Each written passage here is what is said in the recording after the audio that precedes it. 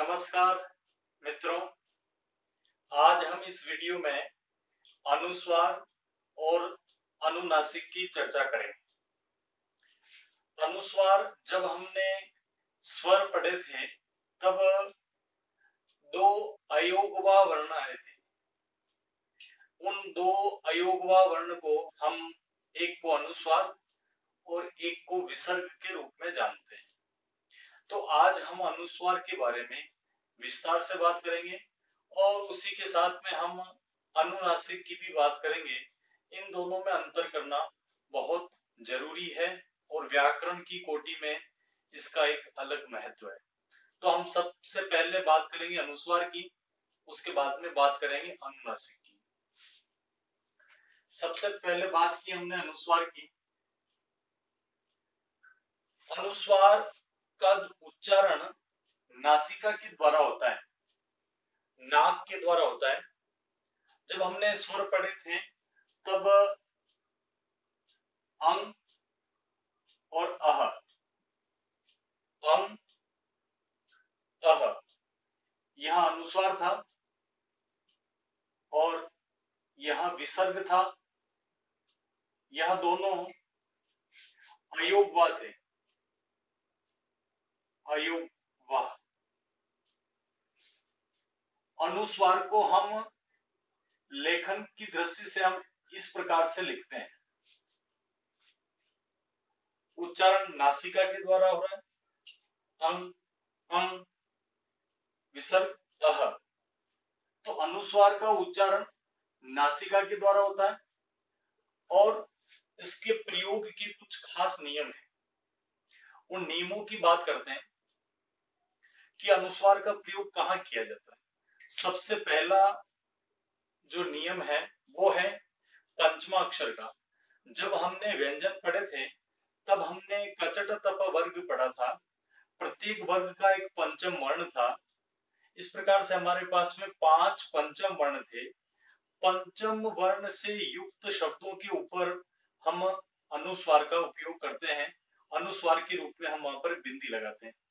वहां बिंदी पंचमाक्षर होती है, पंचम वर्ण होता है। जब हम इसका विच्छेद करते हैं तो जो पंचम अक्षर है कचट तप वर्ग का, वहां अपने मूल स्वरूप में आ जाता है। तो उसका उदाहरण देखेंगे।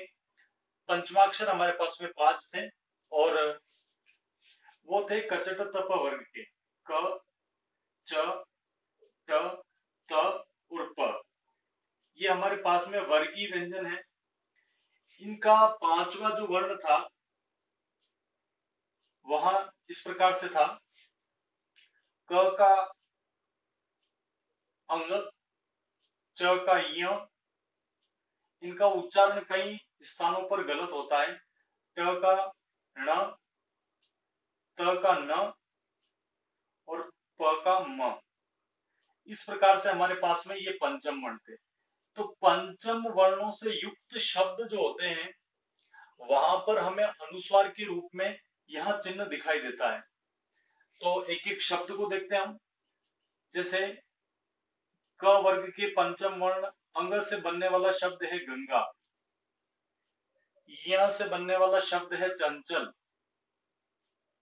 इसी प्रकार से ण से बनने वाला शब्द है घंटी। न से बनने वाला शब्द है नंद और म से बनने वाला शब्द है पंत। शब्द अनेक हो सकते हैं, हमको केवल समझना है, केवल प्रक्रिया समझनी है। अब हमारे सामने यहां पर जो दिखाई दे रहा है अनुस्वार, यह अनुस्वार इस पंचम वर्ण के बदले आया है। इस पंचम वर्ण का जो रूप है वह हमें अनुस्वार के रूप में दिखाई देता है। यानी अनुस्वार का पहला प्रयोग जो हमने किया है, पहला जो उपयोग होता है वहां इस प्रकार से पंचम वर्ण के साथ में इस प्रकार से होता है। अब देखिए, जब हम इसका विस्तार करते हैं तो यहां इस प्रकार का रूप ले लेता है। ये चर्चा हमने पंचमाक्षर की बात की थी, उस समय भी की थी और यहां पर भी पुनः कर रहे हैं क्योंकि यह अनुस्वार का रूप हमें दिखाई दे रहा है। ये अब यहाँ पर जो पंचमाक्षर है यहाँ अनुस्वार के रूप में आया है, यह पहला नियम है। दूसरा नियम हमारे पास में है अंतस्थ व्यंजन है य, र, ल, व और ऊष्म व्यंजन है श, स, स, ह। यदि अंतस्थ व्यंजन और ऊष्म व्यंजन से पहले अनुस्वार आता है तो वहां पर भी अनुस्वार के इस चिन्ह का उपयोग होगा। कैसे होगा देखिए, हम कुछ शब्द लेते हैं उसके साथ करेंगे तो जल्द समझ में आएगा।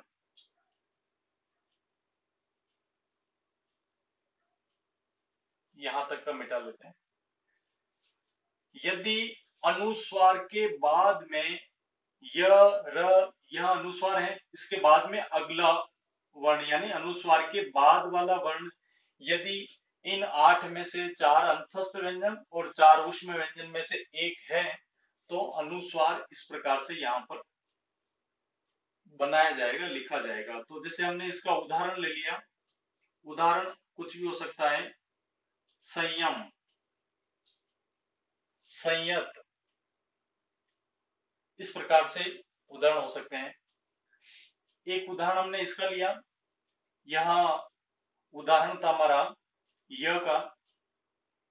एक दो उदाहरण इनके ले लेते हैं ऊष्म व्यंजन के, जैसे अंशु है, अंश है और एक स का और ले लेते हैं कंस है।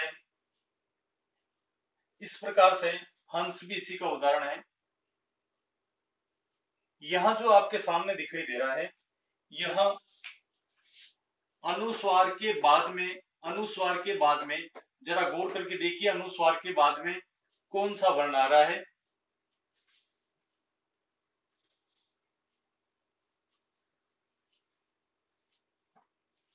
अनुस्वार के बाद में यहां पर अंतस्थ व्यंजन का पहला वर्ण य आ रहा है। अनुस्वार के बाद में श आ रहा है, अनुस्वार के बाद में स आ रहा है और अनुस्वार के बाद में स आ रहा है। तो यहाँ पर यह बताने का था, इस नियम के अनुसार यह है कि अनुस्वार के बाद में यदि अंतस्थ या ऊष्म व्यंजन आएगा तो अनुस्वार अपने मूल रूप में इस चिन्ह के रूप में काम आएगा। यह सामान्य नियम है। तो अब हम तीसरे नियम की बात जब करते हैं, तीसरे नियम के प्रश्न अनेक परीक्षाओं में पूछे जाते हैं, उसका हमको विशेष चर्चा करनी होगी। तीसरा नियम है यदि सम उपसर्ग के साथ, संस्कृत का उपसर्ग है सम, सम उपसर्ग के साथ में यदि अंतस्थ और ऊष्म व्यंजन आते हैं तो वहां पर भी अनुस्वार का प्रयोग होगा। अब यहां पर नियम थोड़ा सा इसको अलग इसलिए लिखना पड़ा मेरे को क्योंकि म जो है वह पंचम वर्ण है। तो केवल हमको सम का ही याद रखना है, एक ही उपसर्ग सम का याद रखना है कि सम के संयोग से बनने वाले, सम उपसर्ग के साथ बनने वाले जो शब्द हैं उन पर जो अनुस्वार का मूल रूप है यह काम आएगा। उदाहरण से समझ में आएगा, जैसे हमने अंतस्थ व्यंजन थे हमारे यर, लव और ये हमारे ऊष्म व्यंजन थे श, स, स, ह। तो देखते हैं उदाहरण, जैसे हमने उदाहरण लिया इसका सम के साथ में य का, देखते हैं तो संयोग, यहां पर सम उपसर्ग है और उसका जब हम विच्छेद करते हैं तो यह रूप हमारे सामने दिखाई देता है। यह अंतस्थ व्यंजन का था, एक दो ऊष्म व्यंजन के भी ले लेते हैं। मैंने बोला उदाहरण अनेक हो सकते हैं, जैसे हमने ले लिया संलाप, यहां पर भी सम है। इसी प्रकार से हमने एक व का उदाहरण ले लेते हैं संवाद।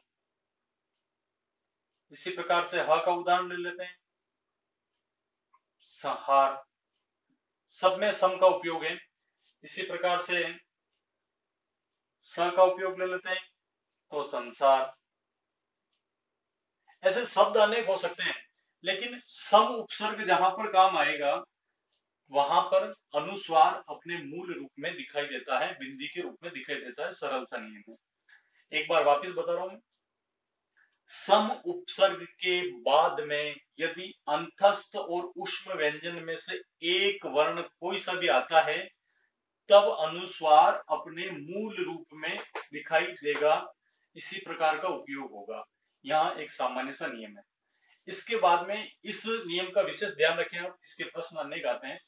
इसके बाद में एक प्रयोग करने का एक अंतिम नियम जो है वह है शब्दांत वाला। मैं शब्द लिखता हूं, आप एक बार सोचिएगा कि शब्दांत का नियम किस प्रकार से काम कर रहा है। मैं यहां पर कुछ शब्द लिख रहा हूं।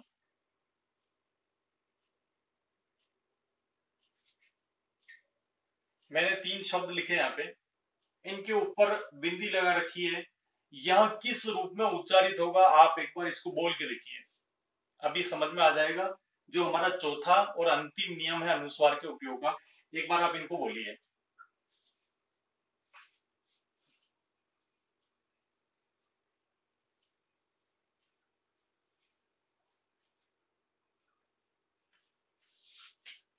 बोलने पर हमें पता चला कि यह म के रूप में आ रहा है।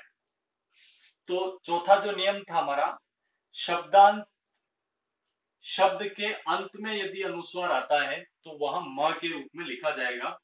वहां इस प्रकार से इसका उपयोग। सामान्यतः ये शब्द संस्कृत के ही मिलेंगे। शब्द जैसा मैं बोल रहा हूं अनेक हो सकते हैं, शब्द अनेक हो सकते हैं। इस प्रकार से यदि शब्दांत में इस प्रकार का आता है तो यहां म के रूप में आएगा। अब यह तो थे 4 नियम हमारे, जो अनुस्वार के प्रयोग कैसे करें, वो 4 नियम थे।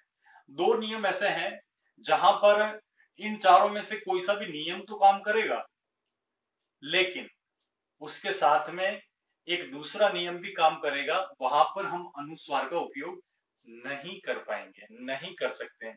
तो देखते हैं कौन से विशिष्ट 2 नियम हैं जहां पर हमको अनुस्वार का प्रयोग नहीं करना है। तो पहला नियम है इसमें जहां पर हमें अनुस्वार का प्रयोग नहीं करना है। पहला नियम है पंचमाक्षर का द्वित्व प्रयोग। पंचमाक्षर वापिस याद दिला रहा हूं, पंचमाक्षर बहुत महत्वपूर्ण हो जाते हैं। पंचमाक्षर थे हमारे अंग, य, ण और न और म। यदि पंचमाक्षर का द्वित्व प्रयोग, यदि किसी शब्द में एक ही पंचमाक्षर 2 बार आ जाता है तो वहां पर दोनों ही पंचमाक्षर लिखे जाएंगे, वहां पर अनुस्वार का प्रयोग नहीं होगा। जैसे उदाहरण देखते हैं, उदाहरण से जल्दी समझ में आएगा। वांग्मय। अब यहां पर देखने की बात है कि पहला पंचम वर्ण ये रहा और म भी पंचम वर्ण है, यहां म भी पंचम वर्ण है 5वां। तो यहां पर पंचम वर्ण का द्वित्व संयोग है। पंचम वर्ण 2 बार आए हैं, यहां भी पंचम वर्ण, यहां भी पंचम वर्ण। तो यहां पर अनुस्वार कोई भी, इन दोनों में से कोई भी अनुस्वार के रूप में नहीं लिखा जाएगा। जैसे हम लिखने का प्रयास करेंगे तो वहां गलत हो जाएगा, यहां गलत हो गया, यह ऐसे नहीं लिखा जाएगा। इसी प्रकार से एक ही पंचम वर्ण 2 बार आ जाए, जैसे यहां भी पंचम वर्ण, यहां भी पंचम वर्ण, तो यहां पर भी अन्न ऐसे नहीं लिखा जाएगा, ऐसे नहीं लिखा जाएगा। जबकि हमारा नियम पहले कह रहा था कि पंचमाक्षर के साथ में उपयोग होगा, लेकिन पंचमाक्षर यदि दोहरे आते हैं, डबल आते हैं, 2 बार आते हैं, तो वहां पर अनुस्वार का प्रयोग नहीं होगा। सरल नियम है। इसके बाद में उदाहरण और देख लेते हैं। उदाहरण और भी हो सकते हैं, जैसे जन्म हो सकता है, उम्मीद हो सकता है। उदाहरण जैसा बताता हूं, सन्मार्ग, सन्मुख, उन्मुख। उदाहरण अनेक हो सकते हैं, लेकिन हमें यदि प्रक्रिया समझ में आ जाती है तो हम किसी भी शब्द का विच्छेद करके हम उसका पता लगा सकते हैं कि अनुस्वार का कैसा प्रयोग हुआ। एक अंतिम जो नियम बचा है जहां पर प्रयोग नहीं होगा अनुस्वार, वह है पंचमाक्षर। ये पंचमाक्षर है पांचों, इनके साथ में यदि य, व और ह आए तो वहां पर भी अनुस्वार का प्रयोग नहीं होगा। जैसे यहां पर पंचमाक्षर होगा, 1 से 5 का पंचमाक्षर कोई सा भी, और यहाँ पर य, व और ह, इन तीनों में से एक होगा, तब भी वह अनुस्वार का रूप हमें नहीं दिखाई देगा। इस प्रकार का चिन्ह हम उसमें नहीं लगाएंगे, उपयोग नहीं करेंगे, यदि करते हैं तो गलत होगा। उदाहरण देखते हैं एक एक का। य का उदाहरण हमने देखा तो अन्य, यह पंचम वर्ण है न, ये रहा, और उसके बाद में यह आया तो हम इसको ऐसे लिखेंगे, और हम यदि इसको इस प्रकार से लिखेंगे तो यहां तो गलत हो जाएगा। इसी प्रकार से व का उदाहरण देखते हैं, कण्व, सुना होगा आपने, इसको भी हम इस प्रकार से नहीं लिख सकते हैं, यहां भी गलत हो जाएगा। इसी प्रकार से ह का भी उदाहरण देख ले, कोई सा भी पंचम वर्ण होना चाहिए, तो ह का उदाहरण तुम है, तुम्हारा, और भी हो सकते हैं। यहां पर ये पंचम वर्ण है, इसके बाद में ह आया तो यह पंचम वर्ण अनुस्वार के रूप में नहीं बदलेगा, ऊपर डॉट यानी बिंदी के रूप में नहीं लिखा जाएगा। यदि हम इसको ऐसा लिखते हैं तो यहां गलत हो जाएगा। मैं समझता हूं कि अनुस्वार के जो नियम थे, 4 नियम प्रयोग के और 2 नियम प्रयोग के नहीं है, ये आप एक बार देखेंगे तो मैं समझता हूं कि अनुस्वार का प्रयोग जो है वो आप समझ पाएंगे।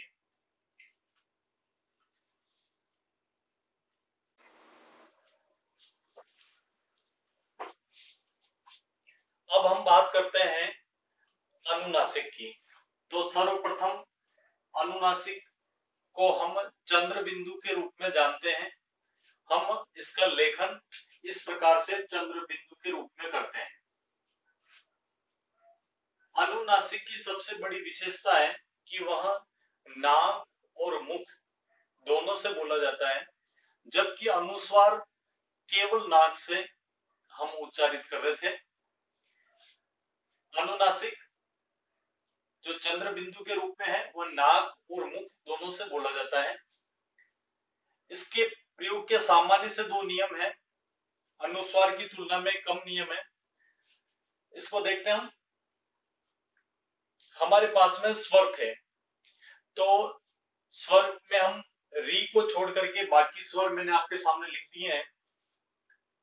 अ, आ, ई, उ, ऊ, ए, ऐ, ओ, औ।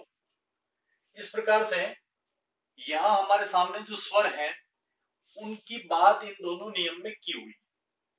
पहला नियम है, सिरो रेखा से ऊपर मात्रा विहीन स्वर में चंद्र बिंदु का प्रयोग होगा, अनुनासिक का प्रयोग होगा। तो सिरो रेखा जो है, यह सिरो रेखा है, इसके ऊपर वो स्वर जिनके इनके ऊपर सिरो रेखा के ऊपर मात्रा नहीं है, सिरो रेखा के ऊपर जिन स्वरों की मात्रा नहीं है वहां पर चंद्र बिंदु का सीधा सीधा इस प्रकार से प्रयोग होगा। तो ऐसे कौन से स्वर हैं जो मात्रा विहीन है सिरो रेखा से ऊपर? तो पहला मैंने मात्रा भी लिखी है, पहला स्वर तो हो गया ये, इसके सिरो रेखा के ऊपर मात्रा नहीं है। यह हो गया सिरो रेखा से ऊपर मात्रा नहीं है। यह सिरो रेखा के ऊपर मात्रा है, यहाँ पर भी मात्रा है, इसमें भी मात्रा नहीं, इसमें भी मात्रा नहीं, बाकी इन चारों में सिरो रेखा से ऊपर मात्रा है, तो वो दूसरा नियम इसमें काम करेगा। तो पहले नियम के तहत 4 है हमारे पास में, अ, आ, उ, ऊ। 4 स्वर ऐसे हैं जिनके सिरो रेखा के ऊपर मात्रा नहीं होती है, यानी जब भी हम अनुनासिक का प्रयोग करेंगे, यदि ये चारों स्वर हैं तो हम चंद्र बिंदु के रूप में अनुनासिक का प्रयोग करेंगे। उदाहरण देखते हैं चारों के। सबसे पहले अ, आ, उ और उ। चारों के उदाहरण एक एक उदाहरण देख लेते हैं फटाफट। अ का उदाहरण हमने देखा हंसना। अब हम ऐसे लिखते हैं तो यह अनुस्वार हो जाएगा। तो अनुनासिकता प्रकट करने के लिए हमें चंद्र बिंदु लगाना पड़ेगा हंसना। इसी प्रकार से आ का उदाहरण हम लेते हैं। तो जैसा मैंने बताया उदाहरण हमारे पास में अनेक हो सकते हैं। सांप हो सकता है, आंगन हो सकता है, अंगना हो सकता है, चांद हो सकता है। ऊ का उदाहरण देखें तो ऊ के उदाहरण में हम उदाहरण लेते हैं मुंह। ऊ का उदाहरण लें तो हो गया पूंछ। एक बार नियम पुनः समझ लेते हैं फटाफट। शिरोरेखा के ऊपर यदि स्वर की कोई मात्रा नहीं है, मात्रा विहीन स्वर है, वो चार ही स्वर हैं, यह जहां पर भी प्रयोग में होंगे वहां पर चंद्र बिंदु के रूप में हमें दिखाई देगा। यानी अनुनासिक अपने स्पष्ट और पूरे वैभव के साथ में प्रकट होता है। यह पहला नियम। दूसरा नियम जो है वह थोड़ा सा हमको शंका में डालता है, उसका विशिष्ट ध्यान हमें रखना पड़ेगा। अब हम ये देखेंगे कि हमने इन चार की बात तो हमने कर ली थी, 1 2 3 और 4। इनकी शिरोरेखा के ऊपर मात्रा नहीं है। लेकिन अब 6 वर्ण ऐसे बच गए हैं, 6 स्वर ऐसे बच रहे हैं जिनकी शिरोरेखा के ऊपर मात्राएं कौन कौन से हैं। आप एक बार देखिए इसको कि कौन कौन सी मात्राएं शिरोरेखा से ऊपर लगती है, एक बार इनको बोलिए।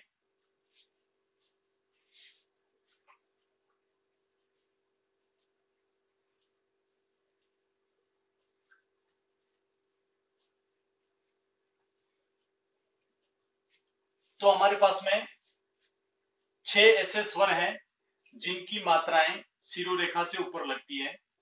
ई, ई, ए, आय, ओ, औ। एक एक का उदाहरण देखते हैं, उदाहरण से समझ में आ जाएगा। हमने लिया इसका उदाहरण, हमने लिया इसका उदाहरण, और 6 ही लिख देता हूं मैं।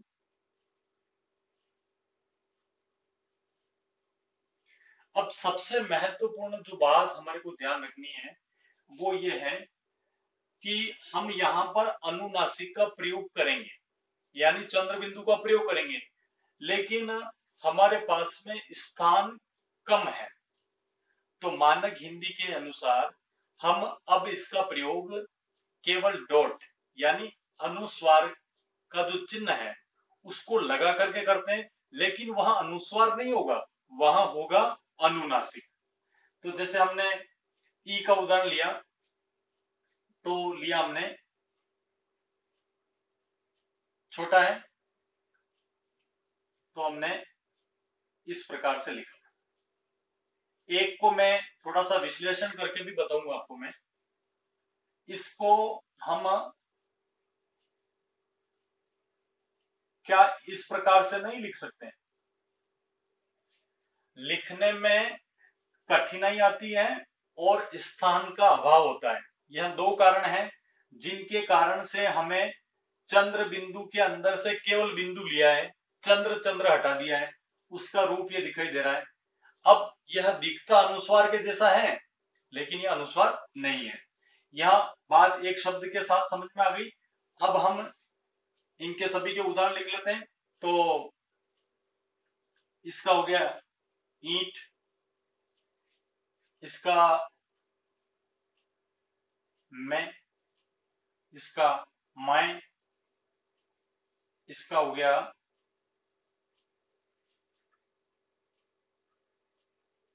गोंद, इस प्रकार से, और इसका हो गया रोंदना, भोंकना, कुछ भी हो सकता है, रोंदना। अब हमें समझ में आ गया होगा कि स्थान अभाव के कारण हम जो बिंदी लगा रहे हैं वहां अनुनासिक है, अनुस्वार नहीं है। अब एक शब्द के साथ में विश्लेषण करके हम अपनी बात को समाप्त करेंगे। एक था हंस और एक शब्द हमने लिखा था हंसना।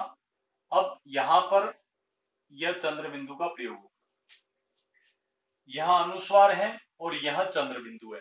दोनों का उच्चारण अलग अलग से है, इसका नाक से है और इसका नाक मुख दोनों से है, नासिका से भी है और मुख से भी है। तो इसका है हंस, इसका है हंसना। इस प्रकार से हम अनुस्वार और अनुनासिक में अंतर करना सीखे हैं। आपको दोनों ही टॉपिक अच्छे ढंग से समझ में आए होंगे। आपका बहुत बहुत धन्यवाद।